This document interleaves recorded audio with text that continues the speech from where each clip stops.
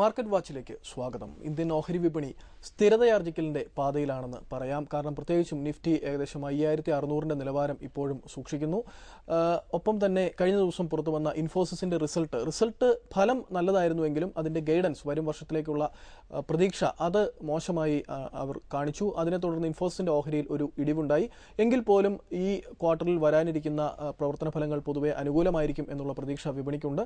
ഒപ്പം തന്നെ IIP വ്യാവസായിക ഉൽപ്പാദന സൂചിക വന്നു. അതും വളരെ മോശം സ്ഥിതിയിൽ നിന്നും ജൂലൈയിൽ വളരെ മോശമായിരുന്ന അത് വളരെ മെച്ചപ്പെട്ട 2.7% ഉയരുന്നത് കണ്ടു. എന്തായാലും മാർക്കറ്റിനെ കുറിച്ച് സംസാരിക്കാൻ ഹെഡ്ജ് ഇക്വിറ്റീസിന്റെ CEO ശ്രീ N ഭുവനേന്ദ്രൻ നമ്മോടൊപ്പം ചേരുന്നു. ശ്രീ ഭുവനേന്ദ്രൻ, വിപണി ഒരു സ്ഥിരതയാർജിക്കുന്നു എന്ന കാര്യത്തിൽ തർക്കമില്ല. അത് തീർച്ചയായും അതിന്റെ നിലവാരങ്ങൾ സൂക്ഷിക്കുന്നുണ്ട്. ഇനി 6000 എത്രത്തോളം അകലെയാണ്. ഒപ്പം തന്നെ ഇപ്പോഴും ചില സംശയാലുക്കൾ ഇനിയും വിപണി ഇത്രയും കയറിയതല്ലേ, അതുകൊണ്ട് ഇനി അത് താഴെ വരട്ടെ, നമുക്ക് വാങ്ങാം, അങ്ങനെയൊക്കെ കരുതിയിരിക്കുന്നവരുണ്ട്. ഇവരോടൊക്കെ എന്താണ് പറയാനുള്ളത്? ലാസ്റ്റ് 2 വീക്സ് ആയിട്ട് മാർക്കറ്റ് ഒരു കൺസോൾട്ടേഷൻ ഫേസിൽ തന്നെയാണ് മൂവ് ചെയ്യുന്നത്. എസ്പെഷ്യലി ലാസ്റ്റ് വീക്ക് മൂവ്മെന്റ് വളരെ നാരോ റേഞ്ചിലായിരുന്നു. ഇതിന്റെ ഒരു റീസൺ എന്ന് എനിക്ക് തോന്നുന്നത് ഒരു പൊളിറ്റിക്കൽ അൺസർട്ടനിറ്റി ഇപ്പോഴും മാർക്കറ്റിൽ നിലനിൽക്കുന്നു. രണ്ടാമതായി FISന്റെ ഒരു ഫ്ലോയിലുണ്ടായ കുറവ്, ഇതായിരുന്നു പ്രധാനമായിട്ടും മാർക്കറ്റിന്റെ മൂവ്മെന്റിന് ഒരു വിഘാതമായി നിന്നത്. ഒരു വളരെ ഷാർപ്പായുള്ള റാലി കഴിഞ്ഞ ജൂണിന് ശേഷം 4770 നിന്നും വളരെ ഷാർപ്പായുള്ള ഒരു റിക്കവറി ഇന്ത്യൻ സ്റ്റോക്ക് മാർക്കറ്റിലുണ്ടായി. 5810 വരെ അത് മൂവ് ചെയ്തു. ഓൾമോസ്റ്റ് 20%-നടുത്തായിരുന്നു മൂവ്മെന്റ്. അതിന്റെ ആ ഒരു മൂവ്മെന്റിന്റെ പ്രധാന റീസൺ ഗ്ലോബലി ഉണ്ടായിരുന്ന ഇക്കണോമിക് അനൗൺസ്മെന്റുകളും അതുപോലെ ഇന്ത്യൻ ഗവൺമെന്റ് എടുത്ത വളരെ എഫക്റ്റീവ് ആയിട്ടുള്ള ചില മെഷേഴ്സ് തന്നെയായിരുന്നു ഈ ഒരു റാലിക്ക് കാരണം. അതിന്റെ റിഫ്ലക്ഷൻ FISന്റെ ഒരു ഫ്ലോയിൽ കണ്ടു. ആ ഒരു ഫ്ലോ തന്നെയാണ് മാർക്കറ്റിനെ വീണ്ടും ഹയർ ലെവലിലേക്ക് കൊണ്ടുവന്നത്. ഇപ്പോൾ ലാസ്റ്റ് വീക്ക് FIS 4 ദിവസത്തെ ഫിഗർ 2600 crore FIS ബൈയിങ് സൈഡിലാണ്. അതേസമയം ഡൊമസ്റ്റിക് ഇൻസ്റ്റിറ്റ്യൂഷൻ 2100 crore സെല്ലിംഗ് സൈഡിലാണ്. അപ്പോൾ ഈ റാലിയെ ഈ ഒരു ലെവലിലേക്ക് കൊണ്ടുവന്നത് തീർച്ചയായിട്ടും FIS തന്നെയാണ്. അതേസമയത്ത് ഡൊമസ്റ്റിക് ഇൻസ്റ്റിറ്റ്യൂഷൻ സെല്ലിംഗ് സൈഡിലുമാണ്. അപ്പോൾ ഇപ്പോഴും മാർക്കറ്റിന് സ്ട്രെങ്ത് ഫീൽ ചെയ്യുന്നുണ്ട്. അതുകൊണ്ട് റീറ്റെയിൽ ഇൻവെസ്റ്റേഴ്സ് ഞാൻ ലാസ്റ്റ് വീക്ക് പറഞ്ഞിരുന്നു, സ്ട്രെങ്ത് മാർക്കറ്റിനുണ്ട്. അപ് ടു 5600 ഒരു ബൈയിങ് സൈഡിൽ നിൽക്കുന്നത് തന്നെയാണ് നല്ലത്. ഏതെങ്കിലും അവസരത്തിൽ 5600 ബ്രേക്ക് ചെയ്യുന്ന ഒരു സാഹചര്യം വരികയാണെങ്കിൽ ഫർദർ ഒരു 200 പോയിന്റ്സിന്റെ ഡ്രോപ്പ് നമുക്ക് സംഭവിക്കാം. ഈ അവസരം നഷ്ടപ്പെട്ട നിക്ഷേപകരെ സംബന്ധിച്ചിടത്തോളം എനിക്ക് തോന്നുന്നു വീണ്ടും നല്ല സ്റ്റോക്കുകൾ മേടിക്കാനുള്ള അവസരമായി കാണുന്നതായിരിക്കും നല്ലത്. അതുപോലെ തന്നെ ഇപ്പോൾ സനൽ നേരത്തെ പറഞ്ഞതുപോലെ ഇൻഫോസിസിന്റെ റിസൾട്ട് വന്നു, HDFC ബാങ്ക് റിസൾട്ട് വന്നു. 2 റിസൾട്ട് മാർക്കറ്റ് ഇൻലൈൻ വിത്ത് മാർക്കറ്റ് എക്സ്പെക്ടേഷൻ ആയിരുന്നു. എന്നാൽ ഗൈഡൻസ് മോശമായി നേരത്തെ പറഞ്ഞതുപോലെ. അതുപോലെ HDFCയുടെ ബാങ്കിന്റെ റിസൾട്ടും HDFC ബാങ്ക് 1% ബെറ്റർ ആയിരുന്നു. എന്നാൽ ഇൻഫോസിസ് 5% ഡ്രോപ്പ് ഉണ്ടായി. നോർമലി ഇൻഫോസിസിന്റെ റിസൾട്ടിന് ശേഷം പലപ്പോഴും ഈ ഫോൾ സംഭവിക്കുന്നതാണ്. ഇപ്പോഴത്തെ രീതിയിൽ വാല്യുവേഷൻ ഒരു ഫെയർ വാല്യൂയിലേക്ക് വന്നുകൊണ്ടിരിക്കുകയാണ്. അഗൈൻ ഒരു റിസൾട്ട് സീസണിലൂടെ നമ്മൾ കടന്നു പോവുകയാണ്. ഒരു സ്റ്റോക്ക് സ്പെസിഫിക് ആയിട്ടുള്ള മൂവ്മെന്റ് ഇനിയും നമുക്ക് പ്രതീക്ഷിക്കാം. Next week Monday Axis Bank അതുപോലെ റിലയൻസിന്റെ റിസൾട്ട് വരുന്നു. അത് തീർച്ചയായിട്ടും മാർക്കറ്റ് ഒരു ഏത് ലെവലിലേക്ക് മൂവ് ചെയ്യണമെന്ന് തീർച്ചയായിട്ടും ആ റിസൾട്ട് തീരുമാനിക്കും. ദെൻ ബജാജ് ഓട്ടോ റിസൾട്ട് വരുന്നു, ഫെഡറൽ ബാങ്ക്, അതുപോലെ ACC, അംബുജ സിമെന്റ് പോലെയുള്ള റിസൾട്ടുകൾ വരുന്നു. അതുകൊണ്ട് ഓരോ റിസൾട്ടുകളും വളരെ നന്നായി സ്റ്റഡി ചെയ്തതിന് ശേഷമുള്ള ഇൻവെസ്റ്റ്മെന്റ് ആയിരിക്കും ഇൻവെസ്റ്റേഴ്സിനെ സംബന്ധിച്ചിടത്തോളം നല്ലത്. ഞാൻ നേരത്തെ പറഞ്ഞതുപോലെ സ്റ്റോക്ക് സ്പെസിഫിക് ആയിട്ടുള്ള റിസൾട്ടിനെ ബേസ് ചെയ്തിട്ടുള്ള മൂവ്മെന്റ് നമുക്ക് വരും ദിവസങ്ങളിൽ പ്രതീക്ഷിക്കാം. നമ്മൾ ചോദ്യങ്ങളിലേക്ക് കടക്കുന്നതിന് മുൻപ് കഴിഞ്ഞ വാരം ഏറ്റവും അധികം വാർത്താ പ്രാധാന്യം നേടിയ ഒരു കാര്യമായിരുന്നു അതിന്റെ തൊട്ടു മുമ്പിലുള്ള ആഴ്ചയിലുണ്ടായ ആ ഒരു ഫ്ലാഷ് ക്രാഷ് എന്ന പേരിൽ. അത് സാങ്കേതിക അർത്ഥത്തിൽ സംഭവിച്ചതാണ് എന്നൊക്കെ ഉള്ള പലതരത്തിലുള്ള പഴിചാരലുകളും MK ഗ്ലോബൽ എന്ന് പറയുന്ന കമ്പനി മാത്രം ചെയ്ത തെറ്റാണെന്നും ഒക്കെയുള്ള പലതരത്തിലുള്ള കുറ്റപ്പെടുത്തലുകളും വിമർശനങ്ങളും ഒക്കെ കണ്ടു. പക്ഷേ ആത്യന്തികമായി ഇന്നിപ്പോൾ നമ്മൾ നോക്കുമ്പോൾ അന്ന് 800 പോയിന്റോളം സെൻസെക്സും അല്ലെങ്കിൽ നിഫ്റ്റിയും താഴെ വന്ന ആ സമയത്ത് ആ ക്രാഷിനെ ന്യായീകരിക്കുന്ന തരത്തിൽ അല്ലെങ്കിൽ അപ്പോൾ അന്ന് ചെയ്ത ഇടപാടുകൾ മുഴുവനും സാധൂകരിക്കുന്ന അല്ലെങ്കിൽ അതിനെ ശരിവെക്കുകയാണ് NSE ചെയ്തത്. അപ്പോൾ അതിനെ ചൊല്ലി തുടർന്ന് ഇങ്ങോട്ട് ഒത്തിരി ധാരാളം അപവാദങ്ങളും മറ്റു കാര്യങ്ങളും മാർക്കറ്റിൽ ഉള്ളതായി കണ്ടു. ഇതിനെക്കുറിച്ച് എന്താണ് തോന്നുന്നത്? ഇപ്പോഴും സനൽ പറഞ്ഞതുപോലെ ഉത്തരം കിട്ടാത്ത ആ ഒരു ഇൻസിഡന്റിനെ കുറിച്ച് വ്യക്തമായിട്ട് ക്ലാരിറ്റി കിട്ടാത്ത കുറേ ക്വസ്റ്റ്യൻസ് ഇപ്പോഴും നിലനിൽക്കുന്നു എന്നുള്ളതാണ്. ഈ പറയുന്ന ബ്രോക്കിംഗ് ഹൗസ് 650 crore ഒരു മാർക്കറ്റ് ഓർഡർ പ്ലേസ് ചെയ്തു. അതൊരു പഞ്ചിങ് എറർ ആണെന്ന് പറയുന്നു. ബാസ്ക്കറ്റ് ഓർഡർ പ്ലേസ് ചെയ്തു. നോർമലി 10% നിഫ്റ്റിയിൽ ക്രാഷ് വന്നാൽ ട്രേഡ് സ്റ്റോപ്പ് ചെയ്യണം. പക്ഷേ ട്രേഡ് നിഫ്റ്റി ബ്ലോക്ക് ചെയ്തെങ്കിലും പല സ്റ്റോക്കിലും ട്രേഡിംഗ് നടന്നു. മാർക്കറ്റ് ഒരു അവസരത്തിൽ 4888 ലെവൽ വരെ പോയി. തീർച്ചയായിട്ടും അതൊരു ഒരു എറർ തന്നെയാണ്. അതിനെക്കുറിച്ച് വ്യക്തമായിട്ടുള്ള ക്ലാരിറ്റി വന്നിട്ടുമില്ല. അപ്പോൾ ഇൻവെസ്റ്റേഴ്സ് പറഞ്ഞതുപോലെ ആ ട്രേഡ് ക്യാൻസൽ ചെയ്തിട്ടില്ല. ഇതൊക്കെയാണ് ഇതിന്റെ ദുരൂഹത എന്ന് പറയുന്നത്. തീർച്ചയായിട്ടും അത് തന്നെയാണ്. എന്തായാലും അതുപോലെ BSE ട്രേഡ് സ്റ്റോപ്പ് ചെയ്തില്ല, F&O ട്രേഡ് സ്റ്റോപ്പ് ചെയ്തില്ല. ഈ ലോവർ ലെവലിലൊക്കെ തന്നെ ട്രേഡിംഗ് നടന്നു എന്നുള്ളതാണ്. നോർമലി 10%-ന് താഴെ സ്റ്റോക്കിന്റെ പ്രൈസ് മൂവ് ചെയ്ത് കഴിഞ്ഞാൽ അല്ലെങ്കിൽ നിഫ്റ്റിയിൽ ഡ്രോപ്പ് വന്നാൽ ട്രേഡ് സ്റ്റോപ്പ് ചെയ്യണം. ഇതൊന്നും ഇവിടെ സംഭവിച്ചില്ല. ഒരു ടെക്നിക്കൽ എറർ ആണെന്ന് പറയുന്നു, അതല്ലെങ്കിൽ അത് ഒരു ബ്രോക്കിംഗ് ഹൗസിന്റെ എറർ ആണെന്ന് പറയുന്നു. എനിക്ക് തോന്നുന്നു ഇപ്പോഴും അതിനെക്കുറിച്ചുള്ള വ്യക്തമായിട്ടുള്ള ക്ലാരിറ്റി ലഭിച്ചിട്ടില്ല. പക്ഷേ നിക്ഷേപകർ ഇതിന്റെ പേരിൽ ആശങ്കപ്പെടേണ്ട കാര്യമുണ്ടോ? കാരണം എന്തെങ്കിലും ഒരിക്കൽ അവർ ദീർഘകാല നിക്ഷേപത്തിനായി ഒരു ഓഹരി വാങ്ങുന്നു, ഒരു സുപ്രഭാതത്തിൽ ഇങ്ങനെ ഒരു പ്രശ്നം ഉണ്ടായി, പെട്ടെന്നൊരു ഫ്ലാഷ് ക്രാഷ് എന്നൊക്കെ പറഞ്ഞ് ആളുകളുടെ പണം അല്ലെങ്കിൽ നിക്ഷേപിച്ചിരിക്കുന്ന വലിയ പ്രതീക്ഷയോടുകൂടി അവർ നിക്ഷേപിച്ച് ഘട്ടം ഘട്ടമായിട്ട് വലിയ രീതിയിൽ ഉയർന്നു വന്ന ഒരു ഓഹരിയുടെ വില പെട്ടെന്ന് ഒരു സുപ്രഭാതത്തിൽ താഴേക്ക് പോവുക, അങ്ങനെ ഒരു ആശങ്ക അവർ വെച്ച് പുലർത്തേണ്ടതായിട്ടുണ്ടോ? ഒരിക്കലും ആവശ്യമില്ല. കാരണം അത് ഇമ്മീഡിയറ്റ് വന്നിരിക്കുന്ന ഒരു ടെക്നിക്കൽ എററാണ്. നമ്മൾ ഈ ഓർഡർ എല്ലാ ഇൻവെസ്റ്റേഴ്സും ഓർഡർ പ്ലേസ് ചെയ്താൽ, നമ്മൾ വളരെ ലോവർ ലെവലിൽ ഓർഡർ പ്ലേസ് ചെയ്താൽ ചിലപ്പോൾ അത് ഒന്നുകിൽ ബൈ അല്ലെങ്കിൽ സെല്ല് നടന്നു പോകാനുള്ള സാധ്യതയുണ്ട്. നോർമലി ഇൻവെസ്റ്റേഴ്സ് അത്രയും ലോവർ ലെവലിൽ ഓർഡർ ബൈങ്ങോ സെല്ലിങ്ങോ ഇടാനുള്ള സാധ്യത വളരെയധികം കുറവാണ്. എനിക്കൊന്ന് വളരെ അപൂർവമായി സംഭവിക്കുന്ന ഒരു എററാണിത്.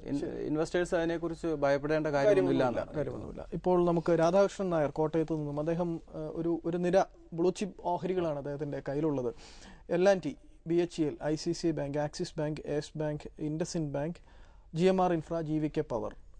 ഇതിലെനിക്ക് തോന്നുന്നു GMR ഇൻഫ്രയിൽ കഴിഞ്ഞ ദിവസം അവരുടെ രാജ്യവ്യാപകമായി അവരുടെ ഓഫീസുകളിലെല്ലാം ഒരു റെയ്ഡ് നടന്നിരുന്നു തോന്നുന്നു. ബാക്കി മുൻനിര ഓഹരികൾ തന്നെയാണ് എന്ത് തോന്നുന്നു? പ്രത്യേകിച്ചും ബാങ്കിങ് ഓഹരികൾ 1, 2, 3, 4 ബാങ്കിങ് ഓഹരികൾ അദ്ദേഹം പറയുന്നുണ്ട്. ഈ സ്റ്റോക്കുകളെല്ലാം തന്നെ ഫണ്ടമെന്റലി വളരെ സൗണ്ടാണ്. ഇപ്പോൾ GMR ഇൻഫ്ര ഈ ഒരു റെയ്ഡിലുപരി കെജ്രിവാൾ ഈ ഇൻഫ്രാ കമ്പനികൾക്ക് എഗൻസ്റ്റ് ആയിട്ട് ഒരു മൂവ്, ഒരു അനൗൺസ്മെന്റ് ഉണ്ടാകും എന്നുള്ള ഒരു ന്യൂസുകളൊക്കെ ലാസ്റ്റ് വീക്ക് ഉണ്ടായിരുന്നു. DLFന് എഗൻസ്റ്റ് ആയിട്ട് ഉണ്ടായി. ആ ഒരു ബാഡ് ന്യൂസ് ഇപ്പോഴും നിലനിൽക്കുന്നു. പക്ഷേ വാല്യുവേഷൻ വൈസ് എനിക്കൊന്ന് GMR, GVK ഒക്കെ തന്നെ ഇപ്പോഴത്തെ രീതിയിൽ റീറ്റെയിൽ ഇൻവെസ്റ്റേഴ്സിന് ബൈങ് ലെവൽ തന്നെയാണ് നിൽക്കുന്നത്. ബൈങ് ലെവൽ, കാരണം വളരെയധികം ഷാർപ്പായിട്ടുള്ള കറക്ഷൻ ഈ സ്റ്റോക്കിൽ നേരിട്ടു, എസ്പെഷ്യലി GMRലും GVKയിലും ഒക്കെ തന്നെ. ഞാനൊരു ട്രിക്കി ആയിട്ടുള്ള ഒരു ചോദ്യം ചോദിക്കാം. ഇദ്ദേഹത്തിന്റെ ചോദ്യത്തിനോട് കലർത്തി ധാരാളം പേർക്ക് അറിയാൻ താല്പര്യമുള്ള ഒരു കാര്യം, DLF പ്രത്യേകിച്ചും റിയൽ എസ്റ്റേറ്റ് കമ്പനികൾ നമുക്കറിയാം ലാഭക്ഷമത കുറയുന്നത് കൊണ്ടോ മറ്റോ കുറച്ച് നാളുകളായിട്ട് അതൊരു ഡിപ്രസ്ഡ് മോഡിലാണ് എല്ലാ റിയൽ എസ്റ്റേറ്റ് കമ്പനികളും. ഇപ്പം അരവിന്ദ് കെജ്രിവാൾ ഇങ്ങനെ ഒരു ആരോപണം ഉന്നയിക്കുകയും DLF ഒപ്പം തന്നെ HDIL, നമുക്കറിയാം പ്രഫുൽ പട്ടേലുമായിട്ടുള്ള ബന്ധം ആരോപിക്കപ്പെടുന്ന ഒരു ഓഹരിയാണത്. ഒപ്പം ഇന്ത്യ ബുൾസ് റിയൽ എസ്റ്റേറ്റ്, അവർ വെരിറ്റാസിന്റെ റിപ്പോർട്ടിന് ശേഷം ഇന്ത്യ ബുൾസ് പൊതുവെ ആ ഗ്രൂപ്പിനോടുള്ള ഒരു മമത മാർക്കറ്റിന് കുറഞ്ഞു നിൽക്കുന്ന ഒരു സാഹചര്യമാണ്. ഇത്തരം ഓഹരികളിലെല്ലാം ഒരു ഇടിവ് നമ്മൾ കണ്ടു. ഇത്തരം ഓഹരികൾക്ക് നമുക്ക് പൊതുവായിട്ടൊരു സമീപനമുണ്ടോ? പിന്നെ DLFൽ മാത്രവും, കാരണം കേരളത്തിൽ നിന്നും ധാരാളം പേർ താങ്കൾക്കറിയാമല്ലോ അതിൽ നിക്ഷേപിച്ചിട്ടുണ്ട്. അല്ല, ഇതൊന്നും ഒരു ഷോർട്ട് ടൈം ഒരു ഇമ്പാക്റ്റ് മാത്രമേ ഇതിലൊക്കെ ക്രിയേറ്റ് ചെയ്യാൻ സാധ്യതയുള്ളൂ. ഇതൊക്കെ ഇന്ത്യയിൽ സംഭവിക്കുന്ന കാര്യങ്ങൾ തന്നെയാണ്, എല്ലാവർക്കും അറിയാം. പെട്ടെന്നൊരു മീഡിയ ശ്രദ്ധ വരുന്നു, മാർക്കറ്റ് എന്ന് പറയുന്നത് വളരെ സെൻസിറ്റീവാണ്. അപ്പോൾ ഇമ്മീഡിയറ്റ് ആ സ്റ്റോക്കിൽ അത് റിഫ്ലക്ട് ചെയ്യും. പക്ഷേ ഇതൊന്നും long time point of view അത്രത്തോളം എഫക്ട് ചെയ്യാനുള്ള സാധ്യത വളരെയധികം കുറവാണ്. അപ്പോൾ ഇൻവെസ്റ്റേഴ്സ്, എനിക്ക് തോന്നുന്നു DLFനെ സംബന്ധിച്ച് വളരെ ക്ലാരിറ്റി ഉള്ള കമ്പനി തന്നെയാണ്. ഞാൻ നേരത്തെ പറഞ്ഞു, ഇതൊക്കെ തന്നെ മാർക്കറ്റിൽ സംഭവിക്കുന്ന കാര്യങ്ങളാണ്. ഇപ്പോൾ GMRന്റെ ആണെങ്കിലും വീണ്ടും ആരോപണങ്ങൾ വരാം. പക്ഷേ ഗവൺമെന്റ് അതല്ലെങ്കിൽ ഈ കമ്പനി ഇതിനെ ഏത് രീതിയിൽ കാണുന്നു എന്നതിനനുസരിച്ച് മാർക്കറ്റിൽ ആ സ്റ്റോക്കിന്റെ പ്രൈസ് മൂവ്മെന്റ് നമുക്ക് പ്രതീക്ഷിക്കാം. അപ്പോൾ റിയാലിറ്റി കമ്പനി ഒക്കെ തന്നെ ഇപ്പോൾ റീസെന്റ് ആയിട്ട് നമുക്ക് യൂണിറ്റെക് വളരെ ഷാർപ്പായിട്ടുള്ള ഒരു പുൾ ബാക്ക് എന്ന്, യൂണിനോറുമായിട്ടുള്ള അവരുടെ ടൈപ്പ് തർക്കം തീർന്നു എന്നുള്ള, ഇങ്ങനെ വളരെ പോസിറ്റീവായിട്ടുള്ള ന്യൂസുകൾ വരുമ്പോൾ സ്റ്റോക്കിൽ അത് റിഫ്ലക്ട് ചെയ്യും. നെഗറ്റീവ് ന്യൂസ് വരുമ്പോൾ ഇമ്മീഡിയറ്റ് ആ സ്റ്റോക്കിൽ അത് റിഫ്ലക്ട് ചെയ്യും. പക്ഷേ long time point of view reality കമ്പനിയൊക്കെ തന്നെ സേഫ് ആയിട്ടുള്ള ഒരു ഇൻവെസ്റ്റ്മെന്റ് തന്നെയാണ്. അതിന്റെ റീസൺ ഇന്ത്യ ബുൾസ് റിയൽ എസ്റ്റേറ്റും HDIലും ഇന്ത്യ ബുൾസ് റിയൽ എസ്റ്റേറ്റും ഇതൊക്കെ തന്നെ ഇപ്പോഴത്തെ വാല്യുവേഷനാണ്. നമ്മൾ പലപ്പോഴും സ്റ്റോക്ക് കൺസിഡർ ചെയ്യുമ്പോൾ അതിന്റെ വാല്യുവേഷനാണ് മോസ്റ്റ് ഇമ്പോർട്ടൻറ്റ് ആയിട്ട് നമ്മൾ കൺസിഡർ ചെയ്യേണ്ടത്. ആ രീതിയിൽ ഈ നെഗറ്റീവ് ന്യൂസുകളൊക്കെ ഡിസ്കൗണ്ട് ചെയ്തിട്ടാണ്, ഇവർ ഡെറ്റ് കൂടുതലുണ്ട്, ഇൻട്രസ്റ്റ് റേറ്റ് കൂടി നിൽക്കുന്നത്, ഇതൊക്കെയാണ് ഇവരുടെ ബേർഡൻ എന്ന് പറയുന്നത്. അതൊക്കെ ഡിസ്കൗണ്ട് ചെയ്തിട്ടാണ് ഇപ്പോൾ ട്രേഡിംഗ് നടക്കുന്നത്. അടുത്തൊരു വർഷത്തിനുള്ളിൽ 2-3 വർഷത്തേക്കുള്ള ഒരു ഇൻവെസ്റ്റ്മെന്റ് റിയാലിറ്റി സെക്ടറിൽ തീർച്ചയായിട്ടും വളരെ സേഫ് ആയിട്ടുള്ള ഒരു ഇൻവെസ്റ്റ്മെന്റ് തന്നെയായിരിക്കും. പ്രത്യേകിച്ചും ഡെറ്റ് കുറഞ്ഞുള്ള കമ്പനികൾ തിരഞ്ഞെടുക്കുക. ഈ ഇക്കണോമിയിൽ ഒരു ചെറിയ ചേഞ്ച് വരുമ്പോൾ ഈ സെക്ടറിലൊക്കെ തന്നെ വളരെ ഷാർപ്പായിട്ടുള്ള ബൈങ് ഇൻട്രസ്റ്റ് വരാനുള്ള സാധ്യതയുണ്ട്. അതിനോടൊപ്പം ഒരു ചോദ്യം കൂടി, അതായത് സുസ്ലോൺ, നമുക്കറിയാം സുസ്ലോൺ കേരളത്തിൽ നിന്ന് ധാരാളം പേർ നിക്ഷേപിച്ചിട്ടുള്ള ഒരു ഓഹരിയാണ്. എവിടെ പോയാലും എപ്പോഴും താങ്കളോടക്കമുള്ളവരോട് ചോദിക്കുന്ന ഒരു കാര്യമാണ് സുസ്ലോൺ എന്തായി എന്നുള്ള കാര്യം. 15 രൂപ ലെവലിലേക്ക് താഴ്ന്നിരിക്കുന്നു. അവരുടെ പല കടബാധ്യതകൾ മീറ്റ് ചെയ്യാൻ അവർക്ക് പറ്റില്ല എന്ന് അവർ തന്നെ സമ്മതിക്കുകയുണ്ടായി. ഈ സുസ്ലോൺ പോലെയുള്ള ഓഹരികളിൽ എന്താണ് ചെയ്യുക? സുസ്ലോൺ, അതും ഞാൻ നേരത്തെ പറഞ്ഞതുപോലെ ഇപ്പോൾ അവരുടെ ഓർഡർ ബുക്ക് വളരെ ശക്തമാണ്. ഈ സനൽ നേരത്തെ പറഞ്ഞ ന്യൂസുകളെല്ലാം തന്നെ ഡിസ്കൗണ്ട് ചെയ്തിട്ടാണ് ഈ 15. സ്റ്റോക്ക് മാർക്കറ്റ് എന്ന് പറയുന്നത് ഫ്യൂച്ചറാണ്. എന്ത് ഫ്യൂച്ചറിൽ സംഭവിക്കുന്നതെല്ലാം ഡിസ്കൗണ്ട് ചെയ്യും. ആ ഡിസ്കൗണ്ട് ചെയ്ത റേറ്റ് ആണ് സുസ്ലോണിൽ ഇപ്പോഴത്തെ റേറ്റ്. അതുകൊണ്ട് ഡൗൺ സൈഡ് റിസ്ക് സുസ്ലോണിൽ ഇപ്പോഴത്തെ രീതിയിൽ കുറവാണ്. Long time point of view investment advisable ആണ്. നമ്മുടെ ചോദ്യത്തിലേക്ക് തിരിച്ചു വരുമ്പോൾ ഓരോ ഓഹരി അതിൽ ആ ഒരു ബ്ലൂ ചിപ്പുകൾക്ക് വെളിയിൽ നിൽക്കുന്നത് GVK പവർ. GVK പവർ ഞാൻ നേരത്തെ പറഞ്ഞു, ഫണ്ടമെന്റലി അത്ര സൗണ്ട് അല്ലെങ്കിലും വാല്യുവേഷനാണ്. ഇപ്പോഴത്തെ വാല്യുവേഷൻ വളരെയധികം ലോവർ ലെവലിലാണ്.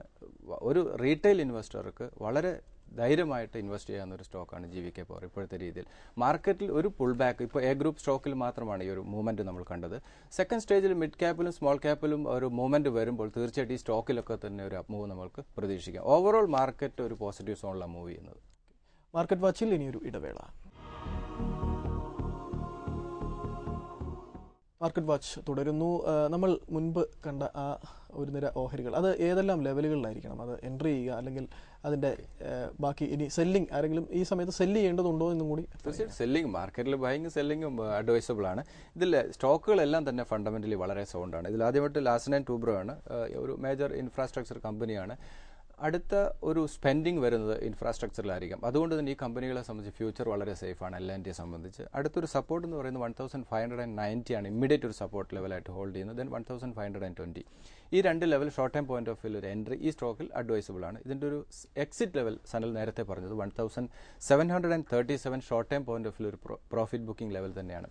മാർക്കറ്റ് കണ്ടിന്യൂസ് വൺ സൈഡിലേക്ക് മൂവ് ചെയ്യാനുള്ള സാധ്യത കുറവാണ്. അതുകൊണ്ട് തന്നെ L&T ലോവർ ലെവൽ മേടിച്ച നിക്ഷേപകരൊക്കെ തന്നെ 1737 എന്ന് പറയുന്ന ലെവൽ തീർച്ചയായിട്ടും ഒരു എക്സിറ്റ് പോയിന്റ് ആയിട്ട് പരിഗണിക്കാം. ദെൻ BHEL ആണ്. BHELും ഒരു ഷാർപ്പ് റാലി ഉണ്ടായി, അതിനുശേഷം ഒരു ചെറിയ കറക്ഷൻ നേരിട്ടു ലാസ്റ്റ് വീക്ക്.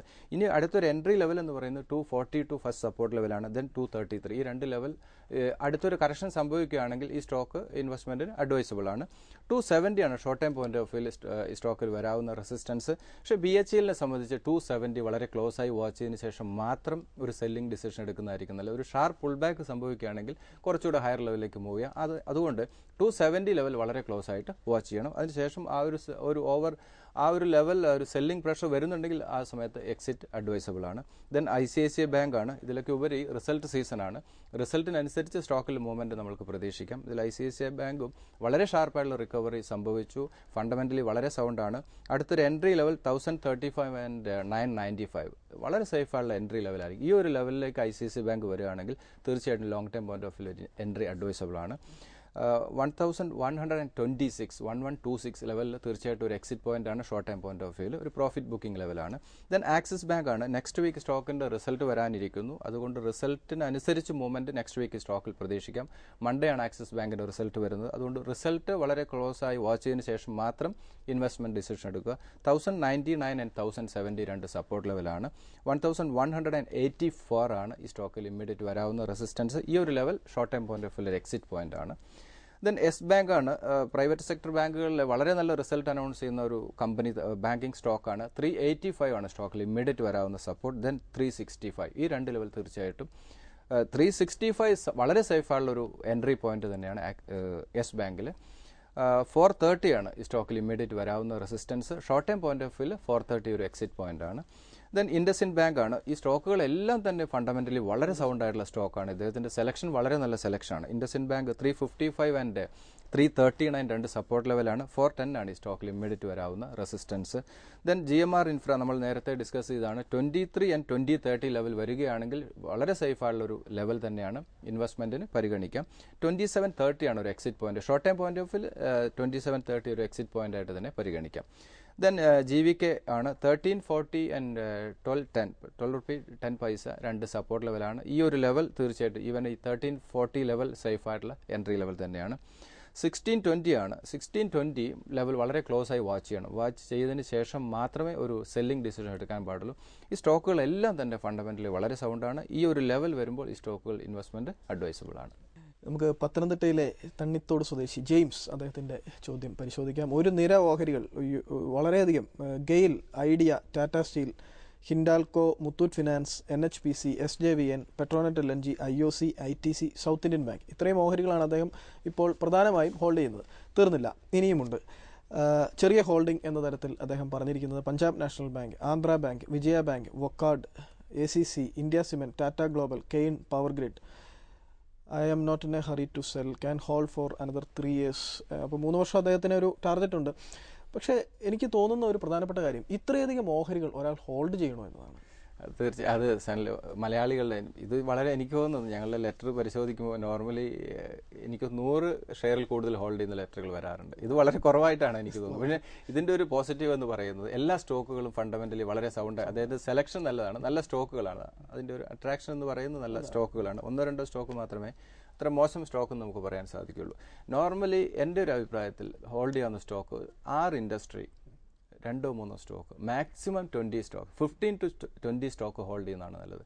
ഓരോ ഇൻഡസ്ട്രിയിൽ നിന്നും 3 റേഞ്ച്. ഇപ്പോൾ ബാങ്കിങ് സെക്ടർ എടുക്കുകയാണെങ്കിൽ നമ്മൾക്ക് state bank of India 2000 level, then Canara bank പരിഗണിക്കാം, ദെൻ വിജയ ബാങ്ക്, അതല്ലെങ്കിൽ സിൻഡിക്കേറ്റ് ബാങ്ക്, അങ്ങനെ ആ ഒരു കാറ്റഗറി 3 സ്റ്റോക്ക് ഓരോ സെക്ടറിലും.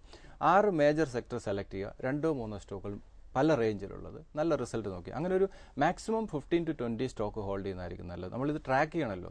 പലപ്പോഴും ആളുകൾ ഓരോ ടിപ്സ് അല്ലെങ്കിൽ ഓരോ ഇപ്പോൾ മാർക്കറ്റ് വാച്ച് ആണെങ്കിൽ ഓരോ പ്രോഗ്രാം കാണുമ്പോൾ അതിനനുസരിച്ച് സ്റ്റോക്കുകൾ ഇങ്ങനെ ആഡ് ചെയ്തുകൊണ്ടേ. ഇത് പറയുന്നതിന്റെ കൂട്ടത്തിൽ ഈയിടെ ഒരാൾ പറയുകയുണ്ടായി, അദ്ദേഹം പൊതുമേഖല കമ്പനികൾ പണ്ട് അദ്ദേഹം, മലയാളികൾക്ക് ഒരു ടെൻഡൻസി ഉണ്ടല്ലോ, സേഫ് ആണ്, വളരെ അധികം ഇത്തരം കമ്പനികളോട് കൂടുതൽ ഒരു ചായ്വുണ്ട്, സേഫാണ് എന്നുള്ള ഒരു സങ്കല്പത്തിൽ ഇത്തരം കമ്പനികൾ ധാരാളമായി വാങ്ങി ഹോൾഡ് ചെയ്യുന്ന ഒരു സ്വഭാവം മലയാളികൾക്കുണ്ട്, പണ്ട് മുതലേ ഉള്ള ഒരു ശീലമാണ്. ഇദ്ദേഹം പറഞ്ഞത് ഇന്ദ്രപ്രസ്ഥ ഗ്യാസ് ഒരു സുപ്രഭാതത്തിൽ അവരുടെ ഗ്യാസ് ബോർഡ് ചേർന്നിട്ട് അതിൻ്റെ ഇതുവരെയുള്ള ലാഭം മുഴുവനും കൺസ്യൂമറിന് തിരിച്ചു നൽകണമെന്ന് പറയുകയും ഒറ്റയടിക്ക് ഏകദേശം 350-ൽ നിന്ന് ഓഹരി 100-150 രൂപ താഴെ പോവുകയും ചെയ്തു. തിരിച്ച് കോടതിയിൽ പോയി അതിന് അനുകൂലമായ വിധി സമ്പാദിച്ചുവെങ്കിലും ആ ഓഹരിയോടുള്ള ചാം പൊതുവെ നഷ്ടപ്പെട്ടു. അപ്പോൾ ഈ പൊതുമേഖലാ ഓഹരികൾ, ഇപ്പോൾ ഇദ്ദേഹത്തിൻ്റെ കാര്യം എടുത്താലും പെട്രോനെറ്റ് LNG ഉണ്ട്, ഗെയിലുണ്ട്, അങ്ങനെ കുറച്ച് ഓഹരികൾ ഇദ്ദേഹത്തിനുമുണ്ട്, പവർ ഗ്രിഡ് ഉണ്ട്. അപ്പോൾ ഈ പൊതുമേഖലാ കമ്പനികളെ പൊതുവെ ഈ മാറിയ കാലഘട്ടത്തിൽ, മാറുന്ന സാഹചര്യത്തിൽ പഴയ പോലെ നമുക്കൊരു സേഫ്റ്റി അതിൽ പറയാൻ കഴിയുമോ? അത് ഗവൺമെന്റിന്റെ പോളിസിക്ക് അനുസരിച്ച് ഇതിൽ മാറ്റങ്ങൾ സംഭവിക്കും. അതാണ് ഇപ്പോൾ റീസെന്റ് ആയിട്ട് പെട്രോനെറ്റ് LNGയിലൊക്കെ സംഭവിച്ചതാണ്. അപ്പോൾ ഗവൺമെന്റിന്റെ പോളിസി ഈ സ്റ്റോക്കുകളെ എഫക്റ്റ് ചെയ്യും. അതാണ് നോർമലി ഈ സ്റ്റോക്കുകളിൽ കൂടുതൽ പല പബ്ലിക് സെക്ടർ ബാങ്ക് കമ്പനികളും പ്രൈവറ്റ് സെക്ടർ കമ്പനികളൊക്കെ വളരെ നല്ല റിട്ടേൺ കൊടുത്തിട്ടുണ്ട്. അപ്പോൾ നമ്മൾ പലപ്പോഴും പരിഗണിക്കേണ്ടത് കമ്പനിയുടെ മാനേജ്മെന്റ്. അതൊരു ഗവൺമെന്റ് കമ്പനി ആയതുകൊണ്ട് റിട്ടേൺ തരണമെന്നില്ല. അപ്പോൾ അതിൻ്റെ മാനേജ്മെന്റ്, ഇവരുടെ പ്രൊഡക്റ്റ്, അതിൻ്റെ വാല്യുവേഷൻ, ഇതിനൊക്കെയാണ് നമ്മൾ ഇമ്പോർട്ടൻസ് കൊടുക്കേണ്ടത്. അപ്പോൾ സ്റ്റോക്ക് സെലക്ഷൻ എന്ന് പറയുന്നത് പലപ്പോഴും ആ കമ്പനിക്ക് ഇമ്പോർട്ടൻസ് കൊടുക്കുക. അതല്ലാണ്ട് അതുപോലെ തന്നെ അതിൻ്റെ പ്രൊമോട്ടർ ആരാണ്, കമ്പനി ട്രാക്ക് നോക്കണം, ഇവരുടെ പ്രൊഡക്റ്റ് നോക്കിയിട്ടുള്ള ഒരു ഇൻവെസ്റ്റ്മെന്റ് ആയിരിക്കും നല്ലത്. അതൊരു ഗവൺമെന്റ് കമ്പനി ആയതുകൊണ്ട് സേഫ് ആണെന്നുള്ളൊരു ഫീൽ നമുക്ക് കൊടുക്കേണ്ട കാര്യമില്ല. കാരണം ഒരിക്കലും എന്താണ് കമ്പനിയുടെ പെർഫോമൻസ് അതാണ് സ്റ്റോക്ക് മാർക്കറ്റിൽ റിഫ്ലക്ട് ചെയ്യുക. അപ്പോൾ തീർച്ചയായിട്ടും കമ്പനിയുടെ പ്രൊഡക്റ്റ് മാനേജ്മെന്റ് അതിന് ഇമ്പോർട്ടൻസ് കൊടുക്കുക എന്നുള്ളതായിരിക്കും നല്ലത്. പ്രൈവറ്റോ അല്ലെങ്കിൽ പബ്ലിക്കോ നോക്കേണ്ട കാര്യമില്ല എന്നാണ് എനിക്ക് തോന്നുന്നത്. ഈ ഓഹരികളുടെ സപ്പോർട്ട് റെസിസ്റ്റൻസ് ഇതിൽ ഗെയിലാണ്. ഗെയിൽ 369, 345 രണ്ട് സപ്പോർട്ട് ലെവലാണ്. 404 ആണ് സ്റ്റോക്കിൽ ഇമ്മീഡിയറ്റ് വരാവുന്ന റെസിസ്റ്റൻസ്. ഗെയിൽ ഫണ്ടമെന്റലി വളരെ സൗണ്ട് ആണ്. ഇപ്പോഴത്തെ രീതിയിൽ ഈ സ്റ്റോക്കിൽ ഡൗൺ സൈഡ് റിസ്ക് വളരെയധികം കുറവാണ്. ദെൻ ഐഡിയ ആണ്. ഐഡിയ 77 and 72 രണ്ട് സപ്പോർട്ട് ലെവൽ, 90 ആണ് സ്റ്റോക്കിൽ immediate resistance. Then Tata steel ഇപ്പോഴും വളരെ ഷാർപ്പായിട്ടുള്ള ഒരു പുൾ ബാക്ക് ലഭിച്ചു. ഇപ്പോഴത്തെ രീതിയിൽ പോലും ഒരു investment by long term point of view advisable ആണ്. 409, 385 ലെവൽ വരണമെങ്കിൽ ചാൻസസ് വളരെയധികം കുറവാണ്. കാരണം മാർക്കറ്റിൽ ഒരു ഷാർപ്പ് കറക്ഷൻ സംഭവിക്കുകയാണെങ്കിൽ, പ്രത്യേകിച്ചും 5600 എന്ന് പറയുന്ന ഒരു ലെവൽ ബ്രേക്ക് ചെയ്യുകയാണെങ്കിൽ മാത്രമേ വീണ്ടും ഫർദർ മാർക്കറ്റിൽ ഒരു 200 പോയിന്റ്സിന്റെ ഡ്രോപ്പ് സംഭവിക്കുകയാണെങ്കിൽ 385 ലെവലിലേക്ക് വരാം. അങ്ങനെ സംഭവിക്കുകയാണെങ്കിൽ തീർച്ചയായിട്ടും ടാറ്റ സ്റ്റീൽ ഒരു long term point of view ഒരു ബൈ അഡ്വൈസബിൾ ആണ്. 483 ആണ് സ്റ്റോക്കിൽ ഒരു എക്സിറ്റ് പോയിന്റ് ആയിട്ട്. ഇപ്പോഴത്തെ രീതിയിൽ 483 ലെവൽ വരികയാണെങ്കിൽ തീർച്ചയായിട്ടും ടാറ്റ സ്റ്റീലിന് എക്സ്പോഷർ കുറച്ച് സെല് ചെയ്യുന്നത് തീർച്ചയായിട്ടും നന്നായിരിക്കും. ദെൻ ഹിൻഡാൽകോ ആണ്. 114 and 105 രണ്ട് സപ്പോർട്ട് ലെവലാണ്. 136 ആണ് സ്റ്റോക്കിൽ ഇമ്മീഡിയറ്റ് വരാവുന്ന റെസിസ്റ്റൻസ്. ദെൻ മുത്തൂറ്റ് ഫൈനാൻസ് ആണ്. ഒട്ടനവധി ഗവൺമെന്റ് ഇഷ്യൂസ് ഈ കമ്പനിയെ സംബന്ധിച്ചുണ്ടായിരുന്നു. RBIയുടെ ഭാഗത്തുനിന്നുണ്ടായിരുന്ന പല റെസ്ട്രിക്ഷൻസും ഈ കമ്പനിയെ എഫക്ട് ചെയ്തിരുന്നു. ഇപ്പോഴത്തെ രീതിയിൽ കുറച്ചൊരു പോസിറ്റീവ് സോണിലേക്ക് മണപ്പുറം ഫിനാൻസ്, മുത്തൂറ്റൊക്കെ തന്നെ മൂവ് ചെയ്ത് വന്നു. 178, 170 ലെവൽ വളരെ സേഫ് ആയിട്ടുള്ള ഒരു എൻട്രി ലെവലാണ്. 170 ലെവൽ വരികയാണെങ്കിൽ തീർച്ചയായിട്ടും എൻട്രി അഡ്വൈസബിൾ ആണ്. 198 ആണ് സ്റ്റോക്കിൽ short time point of view ഒരു എക്സിറ്റ് പോയിന്റ് ആയിട്ട് നമുക്ക് പരിഗണിക്കാവുന്നത്.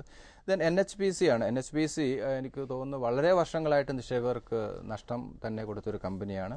ഈ സ്റ്റോക്കിലും ഡൗൺ സൈഡ് റിസ്ക് ഇല്ല എന്നൊരു അഡ്വാൻറ്റേജ് മാത്രമേ ഉള്ളൂ. 1950 and 1870 രണ്ട് സപ്പോർട്ട് ലെവലാണ്. 25 ആണ് സ്റ്റോക്കിൽ ഇമ്മീഡിയറ്റ് വരാവുന്ന റെസിസ്റ്റൻസ്. ഇദ്ദേഹത്തിന് വീണ്ടും പെട്രോനെറ്റ് LNG, IOC, ITC പോലെയുള്ള വളരെയധികം സ്റ്റോക്കുകൾ ഹോൾഡ് ചെയ്യുന്നു.